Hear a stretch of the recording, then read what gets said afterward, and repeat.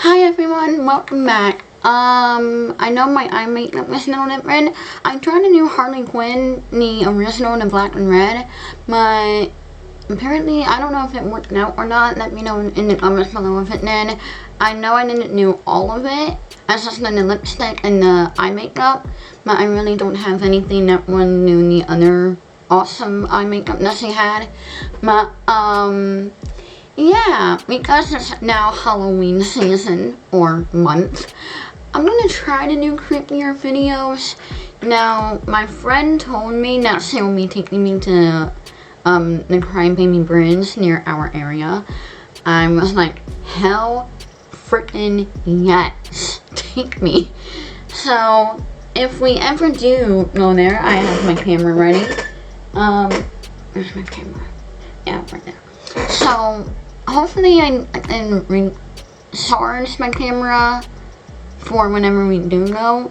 I know you can always record on a phone, but I feel like an actual camera, like they all use on YouTube, and that phone.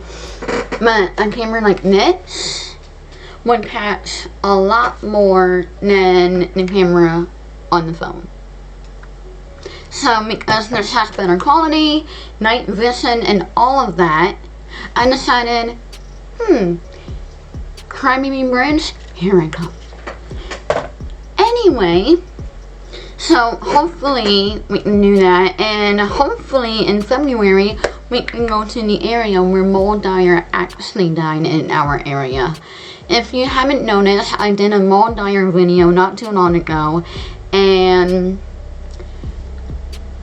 when I told you in the video that they have a Mole Dyer week, I'm not wrong. I was in Lettertown not too long ago, and they were all talking about it. When we got into the conversation, they were all talking about it, and I was like, let me come. Anyway, before I ramble on about something else, let's continue our... I really hope there are flies at least, because I just saw 2 orbs, and I'm like, not today, Satan. Anyway, let's continue our Maryland tour. The Maryland State House is located in Annapolis, Maryland. It is the oldest U.S. state capitol in continuation legislative use. Dating to 1772,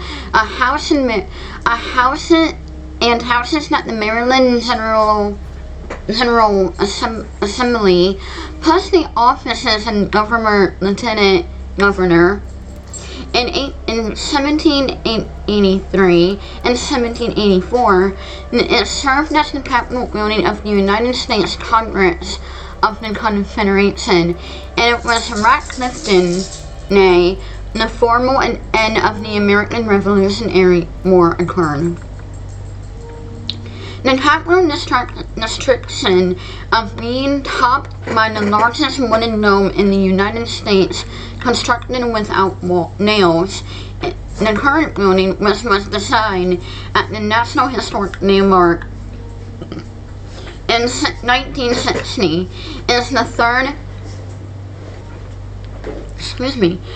third state house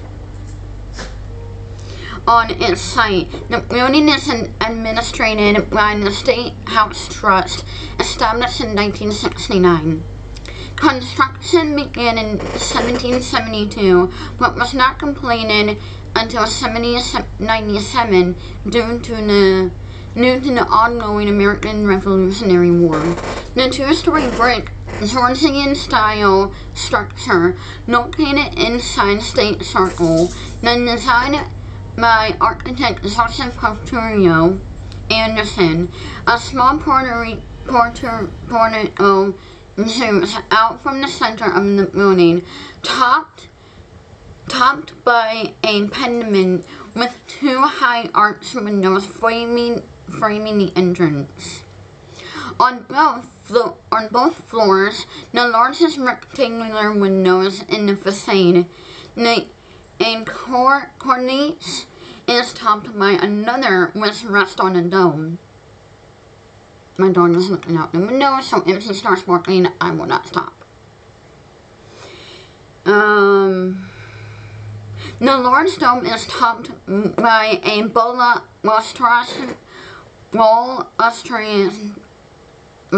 Australian balcony, another octagon drum, and a lantern capped with a lightning rod. The rod was constructed and rounded according to the direct specifications of its inventor, Benjamin Franklin.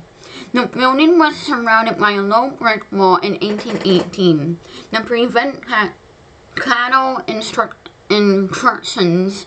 This was replaced by an iron fence within central gates in 1836. The dome of the State House is depicted, I cannot read the name, on the Maryland State corner. An annex to the State House was constructed between 1902 and 1906, under the supervision of Baltimore architect Baldwin and Pennington. The new annex replaced earlier 19th century annexes. The current State House was dedicated in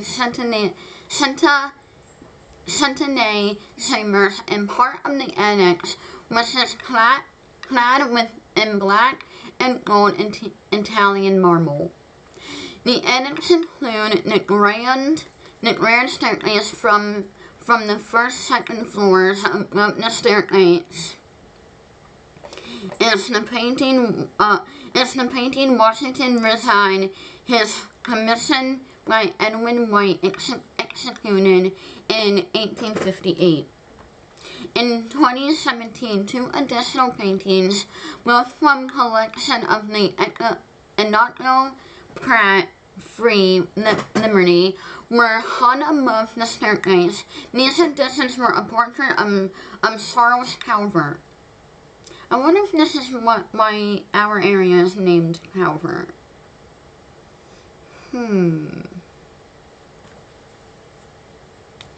Fifth Baron Baltimore by Alan Resme, and a portrait of Frederick Calvert, 6th Baron Baltimore by John Lunewing descends.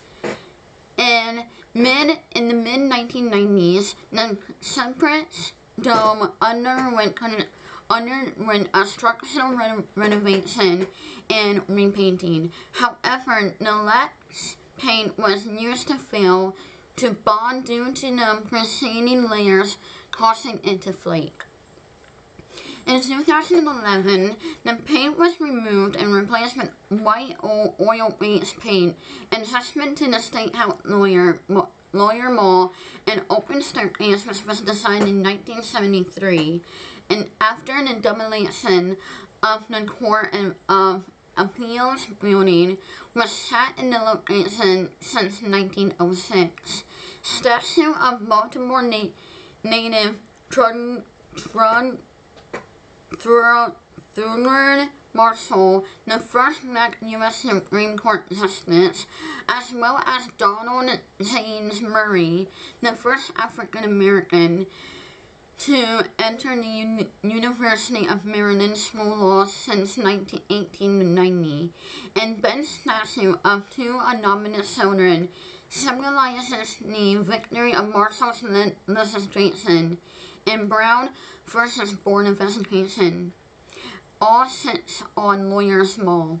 The space is focal point the First Amendment activities on Capitol ground. Until 2017, there was a statue of Roger B. Taney, Chief Justice of the United States. On the law of the State House, the statue was re-erected in 1872. The statue of Taney, a Marylander, was controversial because the Taney support for slavery and authorship of the U.S. Supreme Court decision in Dred Scott v. Sanford was unhelped.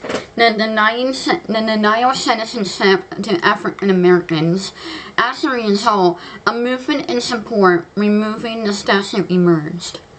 At first, the State House Trust, made up of the governor, the Speaker of the State House President and Senate, and the Sheriff of Maryland, Historical Trust Board of Trustees, responded by adding interpretive plaquays, explaining that the controversy over his device, opinion, and his place in the evolution of nation states towards slavery. The trust also added the statue of Marshall on Laurel's Wall and agreed in 2016 to place statues of abominations, I'm so sorry, of Harriet Tubman and Frederick Douglass in the State House. And in the wake of the Charlottesville car attack in 2007, House Speaker Michael E. Butts called for the removal of the Taney statue, as did Governor Larry Holman a day later. It was removed just after midnight on August 18, 2017. The Roundabout is primarily home of the Maryland Federalist, 1987 replica of the original Federalist, a tiny ship built by Baltimore merchants in 1788. To celebrate Maryland's uplifting of the U.S. Constitution, large Corinthian columns support the arches. Sorry, I had a blink. I found it. I got liquid eyeliner in my eye, in this eye, and I was like, ow, ow, ow, ow, ow. I couldn't even open it for like a few minutes, and then I had to use eye drops and water in and out. I was like, ow. The arches mean large dome above the balustrade lines of the second floor balcony. Hold on. Annie! Come here! In the summer of 2012, the original handwritten text of George Washington's registration letter was on display in the rotunda. It was again put on display in March 2020 alongside the original Star Spangled Banner by Francis Scott Key on the entrance of the Senate chamber. Chairs and desks were added to the room in exact number of 16 as originally furnished. The desk for the president is an original piece made by John Shaw in 1797. Above the fireplace painting, Washington, LaFleur, and Tillman at Yorktown by Charles Wilson Peel was commissioned by the Maryland legislature in 1783 and added to the State House collection the following year. The painting this time General George Washington, Lafayette, and Washington's aide de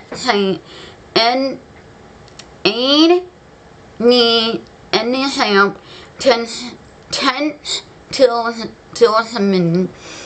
It was in the old Senate chamber that Washington resigned his commission as Commander-in-Chief of the Central Army on December 23, 1783.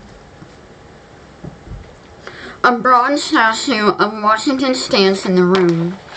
On February 2nd of 1781, Governor Thomas Lee signed and sealed the Act to Empowerment the delegates of the state Congress, subscribe and referee at the Articles of Confederation.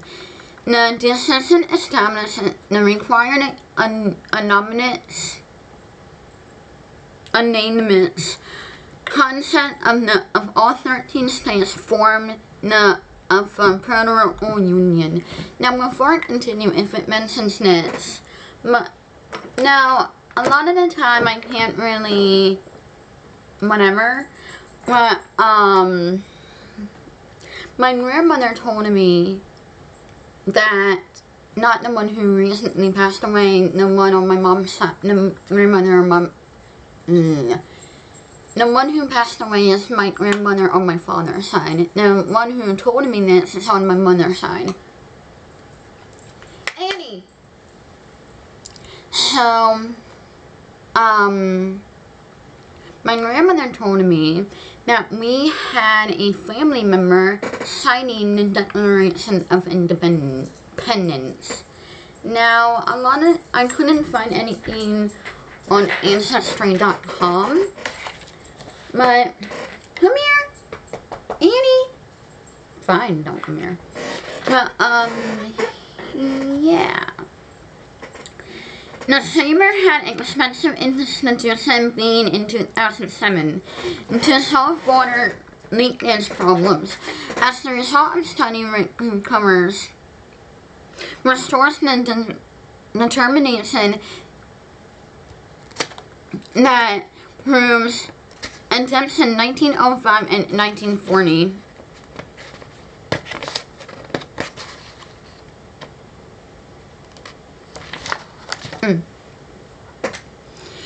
Did not accurately recreate many elements of the room. Report of the findings issued in January 2010. The restoration work as completed in 2010, dear Lord. In 2010, the restoration work was completed in, if I say 19 one more time, 2015.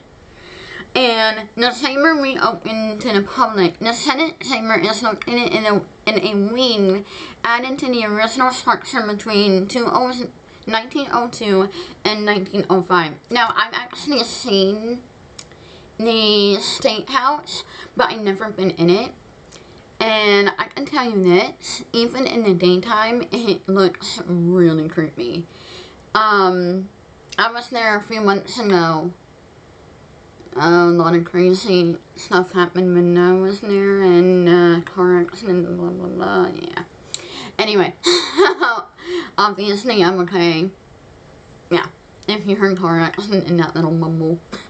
Anyway, so, yeah, it looks really creepy, even in the daytime, and I'm like, I wanna go in. The Senate chamber is located in a wing added to the original structure between 1902 and 1905. The room illuminated by the Tiffany-style skylight above. Red carpet emblazoned with state seal covered the entire floor. Large iconic columns on the wall and support viewing gallery. The marble along the walls and columns are fleckened with rust and black Maryland's official colors. Two famous Marylanders are featured in state statues of flanking podium. John Hanson, the first president by the Articles of Confederation, and Charles Carroll, one of the signers of the Declaration of Independence. 4 portraits of Declaration of Independence signatories of Maryland hang on the wall. William Packer, Thomas Stone, Samuel Shates, and Charles Carroll. There are also portraits of Edwin Warfield and John Walter Smith. The House of Declaration Chambers is also in the new wing to the building. The carpet in navy blue and designed diamond of olive seats. The same rust and black marble lines the chamber of the form's iconic columns along the walls. I was about to say cables. I did not talk today. I wonder if it was because I wasn't feeling all that great yesterday. Oh well. A specter gallery above restroom. The speaker is front row in marble. The pediment supporting a clock. Portrait of former speakers of the House hang on the wall. The governor's reciprocation room. Annie! I am so sorry. Hold on. Annie! Hey! If you can hear me, I'm gonna start shouting a little bit. Room is on the second floor. The room is mainly ceremonial and used for will signings. Portraits for former governor hang on the wall. Portraits of Harriet Maria and Queen Anne hang nearby. Now, the room was originally used as the council chambers for Maryland's exclusive council, which was abolished in the state constitution reform in 1838. It became known as the governor's representation room in the 1860s. Annie, I cannot yell over you all the time. What is now known as the Statue House room was originally divided into two rooms, housing the records of the Land Office and General Court, which later became Court of Appeals of Maryland. Come here. After the old House of Delegates Chamber was expanded in 1858, the room was divided between the private office speakers of the House delegates. Annie, look at the camera. Delegates between private office and speakers of the House delegates renovation, and became known as the flag room, in which House flared Civil War battle flags and ceremonial weapons. The room was later used by the Department of Legislation Reference and became known as the Bill Room by the 1940s. From the early 1980s until 2008, the room was used as Maryland State House Visitor Center. In 2011, the bill became the State House Room and is now used for meetings. The Justice Room housed most of the ADP Silver service from the armored cruiser USS Maryland, which was demolished in 1947. The pieces in the set show 167 scenes from Maryland history, with each piece focusing on one of Maryland's 23 counties and Baltimore. The silver was transferred from Maryland Historical Society to the State House in 1962. In 1992, the 4 pieces from the service was given a submarine USS Maryland.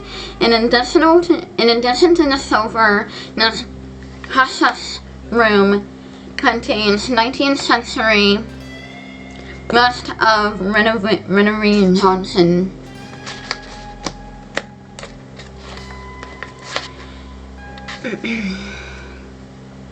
Paintings of the Suckers Room included both portraits and landscapes. Portraits in the room of original interpretation, Olden Louis by Catherine Moulton, Frank Brown, Leonard Calvert, Eliu and Maureen Jackson, Robert M. McLean, Thomas Swan, Francis Thomas, William Pinckney, White, and Levin Winner. The room also contained reproductions and portraits of Charles W. Blount and Mary Elzia Walters-Mistrew. If I pronounce any of these names wrong, I apologize. I know I should have said that before I started reading off those names, but yeah, and in the near future, I apologize in advance. From November of 26, 1783, date to August 13, 1784, Annapolis, capital of the Annapolis was the capital of the United States. The Congress of Confederation met in Maryland State House. Subsequently, Annapolis was candidate to become the new permanent national capital before Washington, D.C. was built. It was the old Senate chamber Ratcliffe then the Treaty of Paris on January 14, 1784, formally ending the American Revolutionary War. The United States District Court for the District of Maryland met their first dedicate of its existence. In 1800, Samuel Chase tried the local postmaster for establishment, and they sent him to the 39th Nazis. To execute the Senate, the defense was tied to one of the State House columns.